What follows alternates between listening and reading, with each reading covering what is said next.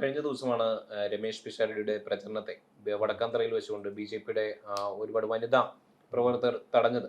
ഉം. ആദ്യം നമ്മളത് ബി ജെ പിയുടെ ഒരു ജനാധിപത്യ ധ്വംസനമായിട്ട് കരുതി. പിന്നീടാണ് നമ്മളത് മനസ്സിലാക്കിയത് ആ ഒരു ബി ജെ പിയുടെ വനിതാ പ്രവർത്തകരുടെ അവരുടെ ഒരു അമർഷമാണ് പിഷാരടിയോട് തീർത്തത് എന്നുള്ളത്. എങ്ങനെ നോക്കിക്കാണുന്നു അതിനെ, ആ ഒരു വിഷയത്തെ? കാരണം നമുക്കറിയാം, അതിന് കുറച്ച് നാളുകൾക്ക് മുന്നെയാണ് പാലക്കാട് മുനിസിപ്പാലിറ്റി കേന്ദ്രീകരിച്ചുകൊണ്ട് പ്രശോഭ് പി വത്സൻ എന്നുള്ള ഒരു യുവാവിന്റെ പീഡന പരമ്പരകൾ പുറത്തു വന്നത്. അതുമായി ബന്ധപ്പെട്ടുകൊണ്ട് പിഷാരടിയോട് ചോദിച്ചപ്പോൾ അദ്ദേഹം നൽകിയ മറുപടി എന്ന് പറയുന്നത് അത് അവരുടെ വ്യക്തിപരമായിട്ടുള്ള അദ്ദേഹം ചെയ്തിട്ടുള്ള കാര്യമല്ലേ, അതിൽ ഞാൻ എന്ത് മറുപടി നൽകാനാണെന്നുള്ള ഒരു തീർത്തും ബാലിശമായിട്ടുള്ള ഒരു മറുപടിയാണ് അദ്ദേഹം നൽകിയത്. അതിന്റെ ഒരു ഒരു അമർഷമാണ് പാലക്കാട് സ്ത്രീകൾ വടക്കാന്തറയിൽ തീർത്തത് എന്നുള്ളതാണ് ഇപ്പോൾ റിപ്പോർട്ടുകൾ പുറത്തു വരുന്നത്. എങ്ങനെ നോക്കിക്കാണുന്നു ആ ഒരു സംഭവവികാസത്തെ? എനിക്ക് ആ സംഭവവികാസത്തോടല്ല, എന്തായാലും ഈ 140 നിയമസഭാ മണ്ഡലങ്ങളിലും എന്നും ചർച്ച ചെയ്യുന്ന ഒരു പേരായിട്ട് രമേശ് പിഷാരടി അങ്ങ് മാറി. ശരിയല്ല, രമേശ് പിഷാരടി മാറി. അപ്പോൾ ഞാൻ പറഞ്ഞില്ലേ, ഇത് പറഞ്ഞ വരികളിൽ തന്നെ ഉണ്ട് അതിനകത്ത് കറക്റ്റായിട്ടുള്ള മറുപടി. രമേശ് പിഷാരടി പറഞ്ഞത് അത് അയാളുടെ വ്യക്തിപരമായ അയാൾ പാർട്ടിക്ക് വേണ്ടി ചെയ്തതല്ലോ. ഈ പറയുന്ന പ്രശോഭ് പി വത്സൻ ചെയ്തത് അയാളുടെ വ്യക്തിപരമായ പരിപാടി, അതൊരിക്കലും പാർട്ടിയുടെ പരിപാടിയല്ല. ഇപ്പൊ കോൺഗ്രസ് പാർട്ടിയുടെ പരിപാടിയാണോ പോയി പീഡിപ്പിക്കുക എന്നുള്ളത്? അതിൽ ഉൾപ്പെട്ട ഒരു പ്രവർത്തകൻ തന്റെ നില മറന്നു പോയി പണി ചെയ്തു. അയാളപ്പ ആ പാർട്ടിയുടെ ഭാഗമാണോ? അയാൾ ആ പാർട്ടിയുടെ ഭാഗമായി നിൽക്കണേ, ആ പാർട്ടിയുടെ ഭാഗത്ത് നിന്ന് പുറത്താക്കണം. അല്ല, വളരെ ആലോചിച്ചാണ് രമേശ് പിഷാരടി ആ മറുപടി പറഞ്ഞത്. അത് അയാളുടെ വ്യക്തിപരമായ പ്രകടനം. അല്ല, എന്തുകൊണ്ടാണ് ശക്തമായിട്ടൊരു പിന്നെ മാത്രമല്ല ആ സമയത്ത് അല്ല ഞാൻ ചോദിക്കട്ടെ, അതിനുശേഷം പിഷാരടിയുടെ സ്ഥാനാർത്ഥിയായി പാലക്കാട് നിരവധി മണ്ഡലങ്ങളിൽ പ്രവർത്തനം ഈ പറയുന്ന എത്ര 7 പഞ്ചായത്തെങ്കിലും മിനിമം കാണുമല്ലോ, ഈ പഞ്ചായത്തുകളിലെല്ലാം അയാൾ പോയി. അതുവരെ അദ്ദേഹത്തിൻ്റെ നേരെ ഈ വിഷയം ഉന്നയിച്ചുകൊണ്ട് അവിടുത്തെ ഒരു വനിതാ പ്രവർത്തകരും പോയില്ല. ആ പർട്ടിക്കുലർ ഡേയിൽ ആ സ്ഥലത്ത് മാത്രം അത് പ്രകടിപ്പിക്കാൻ കഴിഞ്ഞിട്ടുണ്ടെങ്കിൽ അത് ആസൂത്രിതമാണ്, അത് അദ്ദേഹത്തെ കരിവാരി തേക്കുക എന്നുള്ളതാണ്. അല്ലാതെ അതിനുശേഷം ആ സംഭവത്തിൽ അത് വേറെ ഒന്നുമില്ല. അങ്ങോട്ട് കയറണ്ട, അതോടെ അങ്ങോട്ട് കയറി കഴിഞ്ഞാൽ എന്ത് ചെയ്യും? 10 വോട്ട് പോവും. അവരെ രമേശ് പിഷാരടിയെ കണ്ടു കഴിഞ്ഞാൽ ചിലപ്പോൾ ഒരു സെലിബ്രിറ്റി എന്നുള്ള രീതിയിൽ അവിടുത്തെ സ്ത്രീകളുടെ മനംമാറ്റം ഉണ്ടായാലും അതുകൊണ്ട് അവർ കയറണ്ട എന്ന തീരുമാനത്തിലാണ് ആ സ്ത്രീയുടെ പ്രശ്നം. എന്തുകൊണ്ടാണ് ശക്തമായിട്ടുള്ള ഒരു മറുപടി ഓരോരുത്തർക്കും ഓരോ ഭാഷയുണ്ട്. ഇപ്പം അദ്ദേഹത്തെ കോമാളി എന്ന് വിളിച്ചവരുണ്ട്, പിന്നെ ആരാ തോമസ് ഐസക്. അപ്പൊ അദ്ദേഹത്തെ അതിന് തിരിച്ചു കൊടുത്ത മറുപടി എന്തുവാ? സ്ത്രീ പീഡന ഈ പറയുന്ന പോലെ ഏത് തരം പീഡനം ആയിക്കോട്ടെ, അല്ല, ഈ തരത്തിലുള്ള പീഡനങ്ങൾ നടത്തുന്നവർക്കെതിരെ ശക്തമായിട്ടുള്ള ഒരു നടപടിയോ നിലപാടോ സ്വീകരിക്കാൻ എന്തുകൊണ്ടാണ് രാഷ്ട്രീയ പാർട്ടികൾക്ക് കഴിയാതെ പോകുന്നത്? നമുക്ക് രമേശ് പിഷാരടിയുടെ പേര് മാത്രം പറയാം. അവിടെ പാർട്ടി അവിടെ നിൽക്കട്ടെ.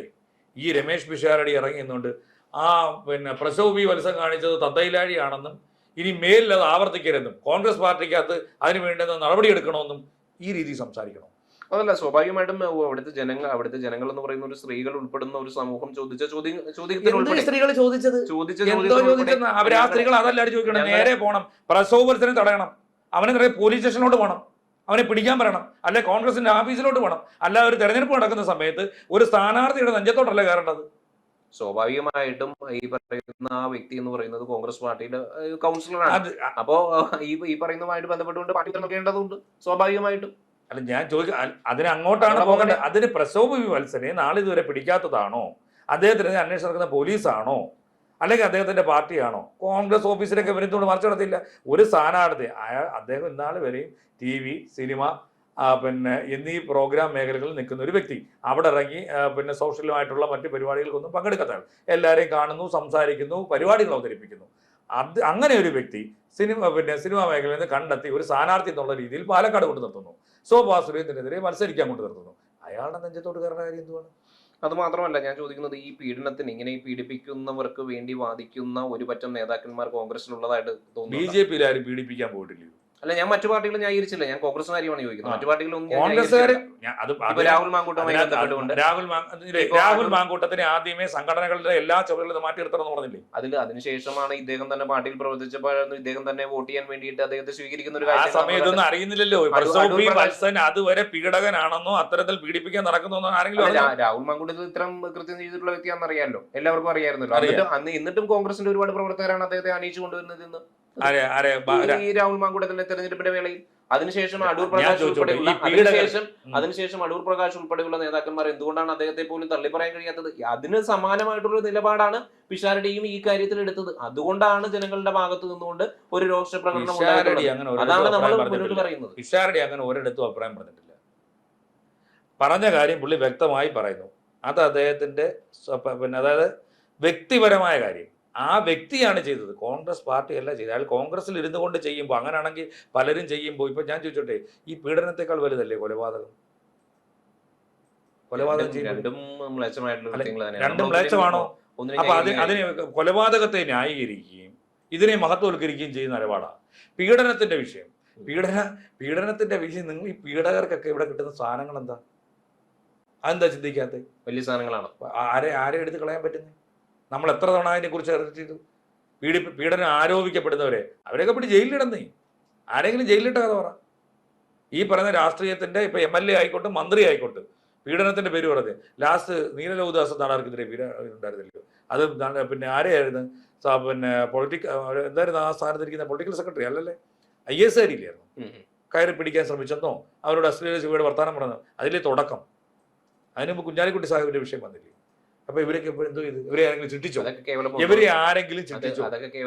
അല്ല, ഞാൻ ചോദിക്കട്ടെ, ഈ പ്രതിപക്ഷത്തിരിക്കുന്നു, അല്ല, നമ്മൾ രാഷ്ട്രീയം പറയുമ്പോൾ കുറച്ച് മര്യാദയോടുകൂടി അതിനകത്ത് രാഷ്ട്രീയക്കാരോടെ പെരുമാറണം. BJP കാരൻ പീഡിക്കപ്പെടുമ്പോൾ കമ്മ്യൂണിസ്റ്റുകാരൻ ബഹളം ഉണ്ടാക്കും, കമ്മ്യൂണിസ്റ്റുകാരൻ പിടിക്കും BJP-കാരുടെ. ഇത് ഇവരെല്ലാം മാറി മാറി ഭരിക്കുന്നവരല്ലേ? ഈ ഭരിക്കുന്ന സമയത്ത് ഈ പീഡിപ്പിക്കുന്നവരെ എന്തുകൊണ്ട് അറസ്റ്റ് ചെയ്ത് അകത്തെടുന്നില്ല? അന്നേരം ഇവരെല്ലാം മഹത്വവൽക്കരിക്കില്ലേ? പീഡിപ്പിക്കുന്നവർക്ക് പിന്നീട് എല്ലാ സ്ഥാനമാനങ്ങളും തിരികെ ലഭിക്കുന്നതായിട്ട് തോന്നുന്നു. ആ തിരികെ ആർക്കാണ് ലഭിക്കാതിരുന്നിട്ടുള്ളത്? അവരാരെങ്കിലും അകത്തിട്ടിട്ടുണ്ടോ? നിങ്ങൾ അകത്തിട്ടവരെ പേര് പറ. അങ്ങനെ ചരിത്രം. ഞാൻ ചോദിച്ചോട്ടെ, എത്ര പീഡന കഥകളാണ് സരിത ഉന്നയിച്ചത്? ഒരാളെങ്കിലും പിടിച്ചാത്തിട്ടോ? അത് പിന്നീട് പൊള്ളത്തരാണെന്ന് തെളിഞ്ഞല്ലോ. ഇതത്രേ ഉള്ളൂ. ഈ പറയുന്നത് എന്താണ്? ഈ പറയുന്നത് ഇതൊക്കെ വരട്ടുന്ന, ഇത് ഇപ്പോഴും കേസുകളല്ലേ അത് നടക്കുന്നത്, ആരോപണങ്ങളല്ലേ. ഈ തെരഞ്ഞെടുപ്പ് വരുന്ന വേളകളിൽ ഇത് പണ്ട് പലരിൽ അല്ല സന്ദേശ സിനിമയിൽ പറയുന്ന അതേ തന്നെ കുമാരപിള്ള സാറിൻ്റെ താത്വിക അവലോകനം കേൾക്കണം. ആ ഒരു ചെറുപ്പക്കാരൻ കൊള്ളാവുന്നതാണെങ്കിൽ അവനെ വല്ല പെണ്ണുകേസോ ഉണ്ടാക്കി നിങ്ങൾ അവനെ മാക്സിമം പബ്ലിസിറ്റി കൊടുത്ത് ഇല്ലാതാക്കണം. പക്ഷേ നമ്മളെ ഈ ലേറ്റസ്റ്റ് ആയിട്ട് ഉയർന്നു വന്നിട്ടുള്ള ആരോപണങ്ങളൊക്കെ അതേ രീതിയിലാണ് തോന്നുന്നത്. അല്ലാതെ ഞാൻ ചോദിച്ചോട്ടെ, ഇവിടെ പരസ്യമായി രാഹുൽ മാങ്കൂട്ടത്തിനെതിരെയും ഉയർന്നു വന്നത് ആ രീതിയിലാണ് കരുതുന്നത്. കേസ് പിടിച്ചകത്തിട്ടല്ലോ. ഇവിടുത്തെ പോലീസ് രായ്ക്ക് രാമാനം പോയി കുത്തിയിരുന്ന ഹോട്ടലിൽ പിടിച്ചോണ്ട് പോയി അകത്തിട്ട്. വെളിയിലാണോ അകത്താണോ? വെളിയിലാണ്. അപ്പൊ പിന്നെ എന്താണ് ഇതിന്റെ കാര്യം? ഭരിക്കുന്ന പാർട്ടി ഏതാണ്? കേരളം CPM ആണ്. ബലാക്കാരായിട്ട് പിടിച്ചിട്ടു, പീഡനത്തിന്റെ പേരിലും പറഞ്ഞാൽ പിടിച്ചിട്ടത്. എന്തോ ഇത് ഒരു പോക്സോ കേസിലൊക്കെ ആണെന്നുണ്ടെങ്കിലോ അല്ലെന്നുണ്ടെങ്കിൽ ഇതുപോലെ സ്ത്രീ പീഡനത്തിന്റെ കേസിലൊക്കെ മിനിമം ഒരു 90 ദിവസം ജാമ്യമില്ലാത്ത കിടക്കും. ഇതെന്താ പുറത്തു വന്നത്? ഈ കോടതി എന്ന് പറഞ്ഞ സാധനമേ അവിടെ വെറുതെ ഇരിക്കുമല്ല. ഈ ആരോപണങ്ങൾ ഉന്നയിച്ചുകൊണ്ട് ചെന്ന് കഴിഞ്ഞാൽ അത് നോക്കിയിട്ടൊന്നും ചെയ്യത്തില്ല, അവരത് വ്യക്തമായിട്ട് വായിച്ചു നോക്കും. ഈ തെരഞ്ഞെടുപ്പുമായിട്ട് ബന്ധപ്പെട്ടുകൊണ്ട് ഇത് പിഷാരടിയുടെ സാധ്യതയെ എങ്ങനെയൊക്കെ കുറച്ചുകൂടെ കൂടിയിട്ടുള്ളത് ഞാൻ പറഞ്ഞില്ല. ഈ ദിവസം കേരളത്തിൽ 140 മണ്ഡലങ്ങളിൽ എന്ന് ഉന്നയിക്കപ്പെടുന്ന ഒരു അയാൾ ആരെയും പീഡിപ്പിക്കാൻ പോയിട്ടില്ല. അപ്പൊ എത്രയായിരിക്കും താങ്കൾ പ്രതീക്ഷിക്കുന്ന ഭൂരിപക്ഷം പിഷാരടിയുടെ? ഞാൻ ഭൂരിപക്ഷത്തെ കുറിച്ച് പറയുന്നില്ല. ഒരു 15,000 കിടക്കും തോന്നുന്നുണ്ടോ? വേണ്ട, ഒരു വോട്ടിനാണെങ്കിലും പുള്ളി ജയിച്ചാൽ, ഒരു വോട്ടിനാണെങ്കിലും ജയിക്കുന്നുള്ളതാണ്. അപ്പൊ പിന്നീട് ശോഭാ സുരേന്ദ്രന്റെയും ഭാവി വീണ്ടും ചേച്ചിയോട് നമുക്ക് ഒരു വിരോധവും ഇല്ല കേട്ടോ. പക്ഷെ പ്രവർത്തകരെ കുറച്ച് മര്യാദയ്ക്ക് പറഞ്ഞു നിർത്തണം. ഇതുപോലുള്ള സാഹചര്യങ്ങൾ നേരിടുമ്പോൾ ഇത്തരത്തിലുള്ള പ്രകോപനമായിട്ട് അണികൾ ഇറങ്ങരുതെന്ന് പറഞ്ഞു കൊടുക്കേണ്ട ഒരു ഉത്തരവാദിത്ത ബോധം ചേച്ചിക്കുണ്ടാവാം. ശോഭാ സുരേന്ദ്രനെ ഇങ്ങനെ പല മണ്ഡലങ്ങളിലേക്ക് കെട്ടിയിറക്കുന്ന ഒരു അവസ്ഥ ഉണ്ടാക്കിയെടുത്തല്ല. അവർ നല്ല മെച്ചപ്പെട്ട പ്രകടനം കാഴ്ചവെച്ചിട്ടില്ല. അവരെ കുറിച്ച് നമുക്ക് മോശം. പക്ഷെ അവർ പ്രവർത്തകരോട് മര്യാദയ്ക്ക് സംസാരിക്കണം. വിഷകര ടീച്ചറെ പോലുള്ള സംസാര രീതികൾ കൊണ്ട് നടക്കുന്ന പ്രവർത്തകരെ മാറ്റി നിർത്താൻ പറയണം. അപ്പോൾ എന്നിരുന്നാലും വരുന്ന തെരഞ്ഞെടുപ്പിൽ പാലക്കാടിൽ ഒരു മികച്ച സ്ഥാനാർത്ഥി തന്നെ നിയമസഭാ സാമാജികനായിട്ട് കടന്നു വരട്ടെ.